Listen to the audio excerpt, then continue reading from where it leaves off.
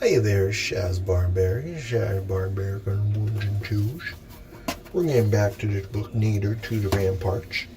We're on page 27 now, page 27. We did like 4 pages in a half hour. We got some good ideas. The slower we go, the more ideas we get. But we do have to finish this book. I want to get to maybe page 30. We'll do page 40 today. We'll try to get to page 50. Yeah, we got to finish this book within a week. All right, ready? So we're halfway there. Yeah, in the last one I went off because he was talking about surveillance in Walmart. Stiffer than an Army MP. And then he said he dropped so-called private shopping malls that were built on tax preference and abatements. So you're upset about land use in local municipalities. Let's talk about that. Let's get into a deeper discussion. He's like, no, just pay poor people more. They spend more of the economy. It's a happy little... He doesn't want us to question the structure of the economy. If I'd written, or the structure of the tax code, the structure or the relationships between... These are things that Ralph Nader has to see. I've been doing it for about 10 years, talking to local governments. Maybe he doesn't put that work in. Maybe he doesn't actually go and... No, he does, though, because he lists a lot of good organizations and people. I don't get it. As I just say, the man's confused. I try to take it further than where he's going. If I'd written our then president on the issue in 2013, I would have put it this way. That's why I like Ralph Nader. He likes to talk to himself as well. Dear President Obama, June 25th marks the 75th anniversary of the federal minimum wage law in the United States, known as the Fair Labor Standards Act. When President Franklin Delano Roosevelt signed this legislation, his version was to ensure a fair day's pay for a fair day's work and to end starvation wages. More than 75 years later, there are 3.3 million Americans working for pay at or below the federal minimum wage. More extensively, 30 million low-wage workers are making less today, adjusted for inflation, than they did 45 years ago in 1968. They are working for a wage that does not even reach the federal poverty line for a family of 3. And they cannot afford basic necessities like food, housing, transportation, and health care. Now, that's interesting because if you raise the minimum wage to where someone can support a family of 3 on the minimum, that's an interesting lifestyle. Because right now, I'm wondering how much I want to work while I write, while I try to launch this brand, Shaz Barbaric. And I found a way to not work at all, stay in a shelter. And they feed you 3 square meals, plus food stamps gives me like $150, $200 a month. What? So I get 3 square, plus I could go to 7-Eleven and fucking load it up on those burritos. You could only buy cold food, but you can buy cold food, throw it in the microwave. It becomes hot. What? I already bought this shit. Can't take it back from me. I bought it cold. I made it hot. What? Technology for the win. And then... So, but the biggest thing is breakfast. Everyone loves a bacon, egg, and cheese. Oh man, being poor sucks. It's like, it's cool and all to do for a little bit, but like, cashless economy, you don't even got the $3, $2 for a bacon, egg, and cheese. So I got this breakfast burrito. I was like, boom, breakfast burrito, because I've been eating all these chicken burritos, which are good and all. It's like that. You get the nasty chicken burrito that has all just the slop, the bomb, and it has like beans and meats and maybe there's cheese and sauce, but it's just a gooey slop, and but you're so drunk you fucking... This is like late night munchies if you went to 7-Eleven. If your designated driver decides to take you to 7-Eleven before bringing everyone to their individual houses. But then there's a chimichanga, which it's never crispy, but you can imagine it was crispy once, but it's all like soft fucking, but it still has actually a shell, like a Hot Pocket type shell. But so I saw this breakfast burrito, and I was like, oh, I'm gonna get breakfast burrito, actual breakfast food. The dude was like, no, it doesn't work. You can't do it. Something, I don't know, whatever the fuck he said, what he said in the accent. And I was like, fuck. They got me. They knew that I was gonna heat that bitch up. With the other burritos, maybe they think, you can eat these cold, whatever. But with that breakfast burrito, they're like, dude's gonna throw this in the microwave. You better fucking make sure it's on the cannot purchase with EBT list. What the fuck is that? It's okay. I found this fucking macaroni and cheese I'm addicted to. 7-Eleven 7 Select macaroni and cheese. I ain't even trying to get sponsorship. I'm just letting people know because they only put out 1 or 2 a day. And you put that shit in the microwave for a minute 30, minute 45. All the cheese gets melty. There's bacon. And there's, man. It's like when your life is simple, the simple things are the things that you love. What the fuck were we talking about? I know, it's good to clean out some of the fucking bullshit every now and then. Each year the federal minimum wage is not increased. You and Congress are effectively telling low-wage workers that they're not worth as much as they were the year before, and each dollar they earn gets stretched even further, due to the effects of inflation. And every year that we have these wars in Iraq, Afghanistan, and now Syria, Libya, we bombed. Now we're going into Venezuela, or at least the drones war being beat. Also, they're talking about Iran. So those are lives. Let's prioritize our suffering. We're still talking about minimum wage. Come on, what are we doing here?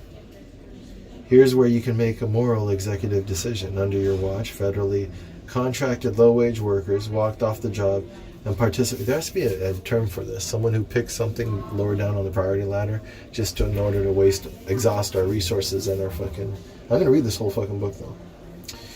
Participated in some of the largest strikes the nation's capital had seen in recent years. Despite the fact that they worked on company contracts for federal governments, they are still being paid poverty wages, and some even explained that they were being paid less than the federal minimum wage, which invites your administration's immediate investigation.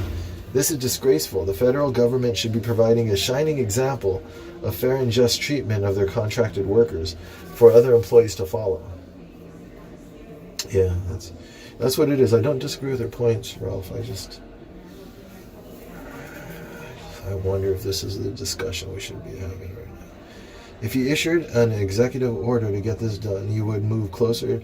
I mean, I guess it's housekeeping. Go in there and just do this shit. This doesn't seem like that controversial of a thing. If you issued an executive, maybe I was just thinking, perhaps Barack Obama's too busy. All these politicians are so busy trying to get reelected, and with their own agenda, this falls off the plate. But it's like, I don't know, if you believe in something, you make it a priority. So you have to actually get them for faking the belief too. When you say you're about something, then you don't actually work for that, you're not about it. So you're a bullshitter now. We need to know that you're a bullshitter, label you as such so other people are fucking forewarned. I don't think Ralph Nader's not a bullshitter. He's just myopic. It's like he doesn't see the bigger picture. He's gassed on being Ralph Nader. That's what Barack Obama pretty much had him. He said after he met him, he was like, Ralph Nader has a very big opinion of Ralph Nader. As he inserts multiple letters from himself into his own book. If he issued an executive order to get this done, you would move closer to FDR's vision of ending starvation wages. Your decision would set a good example for the rest of the business community to follow and provide the type of determined and persistent leadership that our country's political class has lacked for decades.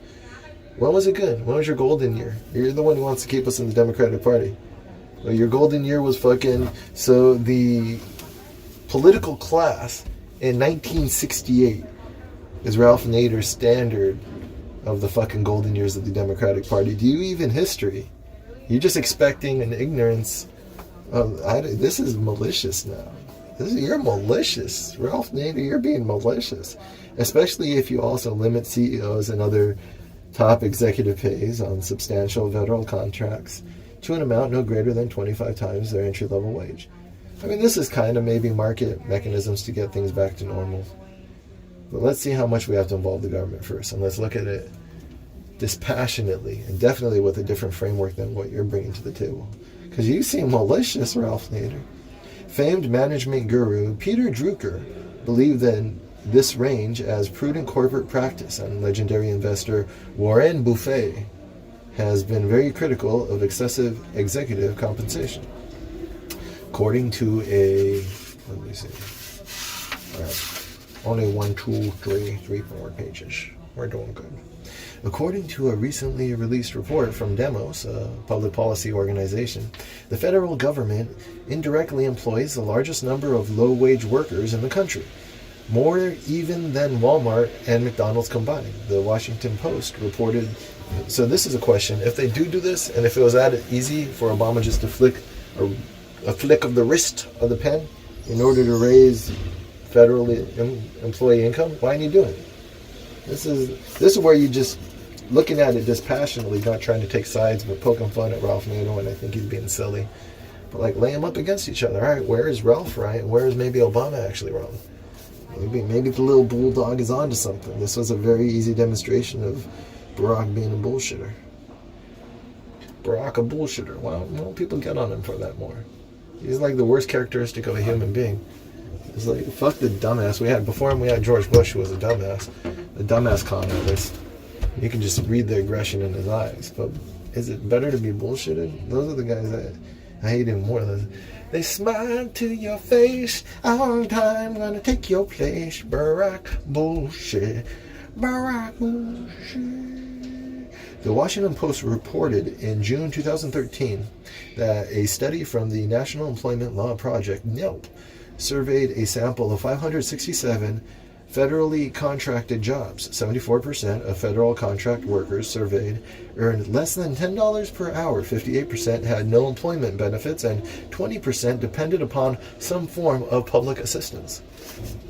I mean, look at me. I'm Shaz Barbaric, and I'm running for president out of a homeless shelter. America. That's actually pretty good, though. That's a good story. I stumbled across a decent story, I think. Reading my book in the phone booth of the New York Public Library like a mouse. In the absence of any serious movement in this disconnected Congress to increase the minimum wage, you have the potential to exert significant influence on wages paid to millions of low-wage workers in this country. With a simple executive order, you can fix this shameful deprivation. I urge you to sign an executive order mandating that federal contract workers be paid no less than $10.70 per hour, the inflation-adjusted equivalent to 1968's minimum wage. Is that too much to ask of you? You know what? Ralph Nader's giving me a little bit of I'll suck your dick for an increase in the minimum wage. But he's like, just really like, that's what it is. When people don't have logic on their side or actual values or passion, it's just they become like a broken record. Like, who is Barack Obama, his character? How has he grown since he's been in president? All he's done is polish the image, but that's not how people age in society. That's why I record myself, is people actually change as they learn and grow and develop different opinions and have different experiences and emotions. Actors don't change because they just go back to the same role over and over again. They need to write some conflict into Obama's life to allow him a little bit of character development to make him more believable. Because Barack Obama now is 2008 Barack Obama, only a little bit more popular, a little bit more swag, but that's not. He's an interesting dude. Where are we at?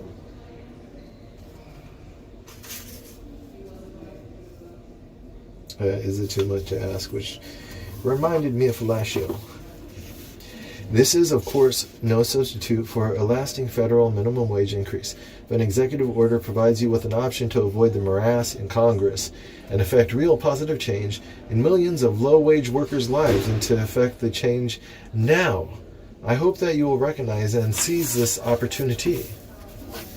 This small but important example will make it easier for you to push Congress for a greater and bolder minimum wage increase than you did in your State of the Union address. On the anniversary of the federal minimum wage increase,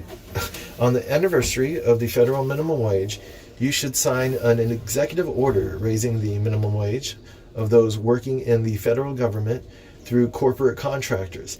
It is the federal government's and your responsibility to set the example for the rest of the country to follow. When Franklin Delano Roosevelt signed the Fair Labor Standards Act into law, he showed courage in the face of the Great Depression, as well as considerable opposition and criticism from businesses. Is it not time for you to leave your mark to show Americans what type of president you want to be remembered as, and to be a leader on this issue? Millions of workers throughout the Millions of workers throughout the country deserve a minimum wage that at least catches up with that of 1968. I'm sending a copy of this letter to Michelle Obama. Oh, who is said to have your ear? Sincerely, Ralph Nader. He called him bitch made. He called him bitch made Obama right there. He said, I know you do what your woman says. So I'm sending this letter to your boss. Bitch made Obama. Nice. Burn. Count one for Ralph Nader. Okay. When Franklin Delano Roosevelt signed the Fair Labor Standard Act. Stop sucking the fucking patriotic dick. Come on, Ralph. Come on. Get up off your knees. What is this? He showed courage in the face of the Great Depression as well. I don't know, dude. Franklin Delano Roosevelt was a bit of an authoritarian, wasn't he? He headed off socialism. Maybe that was calculated. It was pragmatic. He'd be more rational than the business people who would just fucking like starve their slave chattels until they revolt. So he's putting out some domestic fires. If you look at what was happening in Europe at the time. And also there's a dude who fucking managed World War II, which was a bullshit war for colonies. He started giving out medals of freedom in order to control the cultural narrative. If you look at the 20th century as a century of deceit, mind control, manipulation, from propaganda and psychology of controlling the masses, turning into modern advertising and the creation of a culture based around consumption. That seems to be the controlling pattern. How does Franklin Delano Roosevelt stack into that? Well, he managed our war for colonies, which didn't need to be fought, but was manufactured and profited a lot of people. So also it was the whole Bloomberg thing and stayed longer than he was technically supposed to. Kind of broke the rules with his 3 terms. A bunch of other shit. I mean, the New Deal, you can say was great, but Robert Moses used a lot of that money to build the fucking the project fucking complexes that you see now, which trap generations of people in poverty. And it's not that he was trying to be an asshole, but he was a racist, and he wasn't the best person to empower to try to cure poverty. So I'm saying that Franklin Delano Roosevelt, did he have the right values to empower to try to do what he attempted to do? There's some good, I guess. The public works program has to have been some good. I see those buildings everywhere, even growing up in California. Our high school was a public works high school. All the buildings have those stones. But I'm just looking at the bigger picture. War is pretty inefficient, costly, idiotic. Maybe it was unavoidable by the time it broke out because we had helped finance and rearm Hitler. But you have to talk about the colonies we fought over. You have to talk about what happened afterwards, all that. But anyways, that's all me unpacking Franklin Delano Roosevelt. He just says he showed courage. It's like that, just like when he drops the municipality fucking land use decisions. It's like we have to talk about the muni bubble. We have to talk about complex financial instruments and how much are they a service to us and how much are they tools of predation from the people who understand them best. We're creating hierarchies of power which then prey on others. I'm starting to realize what discussion I want to have versus what discussion Mr. Nader is having. That letter might give you the erroneous impression that Obama was the only Democrat heel-dragging on this issue. Since Obama's out of office, let's turn to the highest Democrat in the House at this very moment, Representative Nancy Pelosi, Democrat, California, the House Minority Leader. Is her track record any better? I should say not. Glance over some of the innocuous mailings she sends to her constituents. Under the heading, Employment, there is no mention of boosting the minimum wage even to $10.10 an hour, though Rep. Pelosi ostensibly supports it. The closest option to check was inadequate or no salary increase. This Pelosi mailing, uninspiring and defensive, is another product of the party's overpaid political consultants who have failed them again and again in winnable House and Senate races against the worst Republican Party in history. These consultants, as former Clinton counselor Bill Curry notes, make more money from their corporate clients than from political retainers. Slick, arrogant, and ever reassuring, these firms are riddled with conflicts of interest and might just as well be Trojan horses. I mean, but, so is that your worldview, Ralph? that the Democrats are out of touch, because that's what we're accusing them of, is that Nancy Pelosi as well as Barack Obama are out of touch with actual progressive values, which is why they suffered defeat, which is how Trump came to power. Is your argument so far? And you're telling me that they're out of touch because they're relying on consultants who also have corporate clients. So that's idiotic. So why again should I stay in this Democratic Party? To participate in the system. If this is how they have, instead of getting information from the ground up, they're relying on consultants who have vested interest in keeping these corporate schemes going. Also, we're not really talking about the money yet, but it's really about the money. Is they spend most of the time fundraising, and so they don't have time to innovate if they wanted to innovate. So they're the fundraisers, and then they just hire these consultants in order to create these campaigns. And then also, I don't even know if I believe that. I don't know if the values are coming from the consultants who, you're basically saying, where does the corporatism, where is the vector by which it's infecting the Democratic Party? And you're claiming that it is the consultants who also have most of their funds coming from the corporate culture. So, purposeful or not, are affecting us with their values when we hire them as consultants, as Democrats, in order to figure out what the people want. But it's the very fact that you would hire consultants is not defensible. But this is, again, you're not associating with people based on values, it's based off of fear. You're saying that at least they tolerated trade unions, so they're the lesser of two evils, which is how, your argument is just silly. It's interesting. So I say, this is bad. It's like, I'm not arguing this is bad to hire consultants who are also corporatists.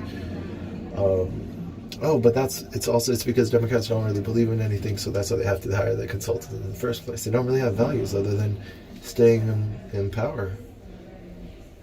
The point here is far more reaching than it may seem. Not only do the Democrats personally ignore the burning issues of the minimum wage today, but they also set up an infrastructure that blocks their own access to vital information. You said at the very beginning, but don't forget they're our only choice. This is why people get depressed by reading these books. By relying on consultants, they lock themselves into corporate-dominated echo chambers where the cries of the people go unheard. Is Ralph Nader himself in an echo chamber of some sort? A progressive branded echo chamber. As you may know, Obama did eventually sign an executive order advancing the minimum wage to $10 an hour, but this only applied to federal contract workers. This was a step in the right direction and one place where he passed on a positive signal to the future, if not, going by Trump, the immediate future. So a livable minimum wage remains agenda item number 1 for a remade Democratic Party. Why did we actually have a discussion on why this should be, agenda item number 1 is kind of like you're saying that's our priority. Now, did we have an honest discussion about, in this chapter number 1, about why it should be our priority? Or did you just tell us that it should be our priority because you're Ralph Nader? You type on the fucking Underwood, and you've collected a lot of fucking papers over your years on this earth. Come on, dude, how arrogant can you be? You're not having an honest discussion about, go from the general to the specific. What's the world that we live in? What's going on? How do we get here?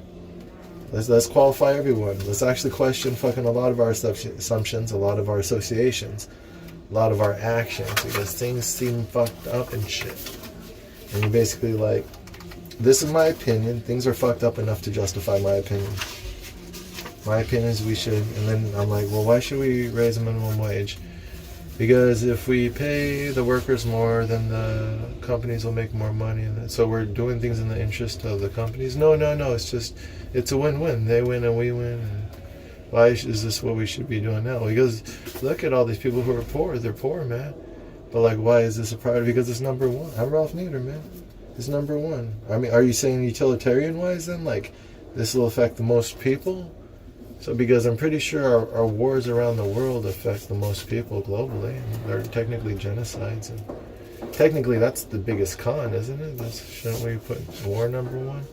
But this is simple though. This is minimum wage, 1968. And we should just raise it back to that. But why 1968? Because it sounds good. It's like about 50 years. Ralph Nader, do you know what happened in 1968 though? Yeah, I was alive back then. That was cool. You understand that the Democratic Party had a national convention at which protesters came out in Chicago to protest the war. So they thought back then that the war was the most important thing, so much so that they got in the street to protest. Veterans too. They kicked everyone's ass, including the veterans.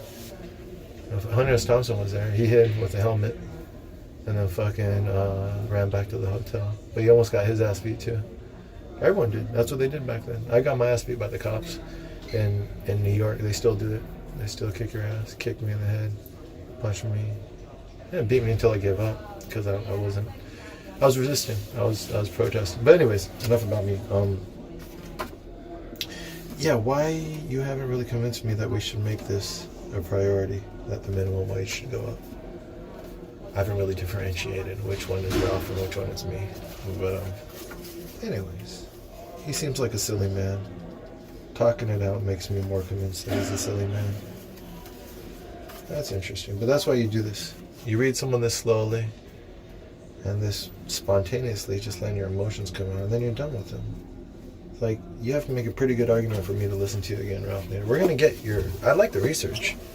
But then I assume that we can find out where you got these people and these trends and talking about the minimum wage, and then we could do our own research. That's why identify and replace violent systems. Also identify and replace idiocy.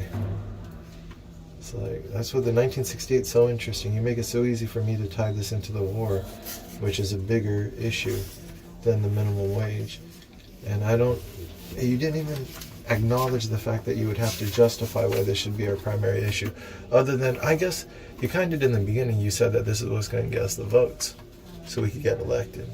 So that's the values. The values is that we just need the right people in place and the right rules. So they don't even acknowledge all the bullshit though. So the bullshit just goes unabated. It's like they want to go on to remaking the world for the better without stopping the current violent oppression. That's not how triage works, is it? Triage, you deal with the life-threatening stuff first, and then you start working to improve and fix stuff, I would imagine. That's what we need. We need, like, political triage. There's some emergencies that need to be dealt with immediately, and they deal with war and existential crises. We'll talk about minimum wage and other shit, but I'm proof. I'm in a homeless shelter. There's a lot of fucking safety nets in society. You're vetoed on that, Ralph. So that's what I'll write at each chapter. Whether I think he brought more truth, more idiocy. I think that chapter was good facts about the minimum wage and some good resources. I'll say 10 out of 10%. 10% decent. On to the next one. Next chapter, we'll do a new video.